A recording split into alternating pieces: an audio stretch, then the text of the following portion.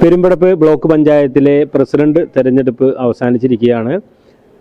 എരമംഗലം ഡിവിഷനിൽ നിന്ന് വിജയിച്ച കോൺഗ്രസിലെ റമീന ഇസ്മായിലാണ് പെരുമ്പടപ്പ് ബ്ലോക്ക് പഞ്ചായത്തിൻ്റെ പ്രസിഡന്റായി തിരഞ്ഞെടുക്കപ്പെട്ടിരിക്കുന്നത്. 14 അംഗങ്ങളുള്ള പെരുമ്പടപ്പ് ബ്ലോക്ക് പഞ്ചായത്തിൽ 13 അംഗങ്ങളാണ് ഇന്ന് തെരഞ്ഞെടുപ്പിൽ പങ്കെടുത്തത്, വോട്ടിങ്ങിൽ പങ്കെടുത്തത്. അതിൽ 10 വോട്ടുകളാണ് റമീന ഇസ്മായിലിന് ലഭിച്ചത്.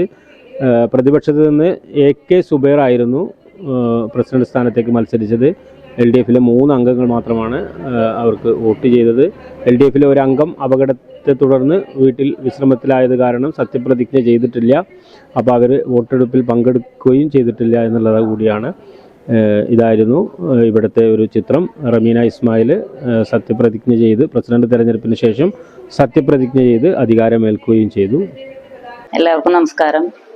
പെരുമ്പടപ്പ് ബ്ലോക്ക് പഞ്ചായത്ത് പ്രസിഡന്റായി എന്നെ തിരഞ്ഞെടുത്തിരിക്കുകയാണ്.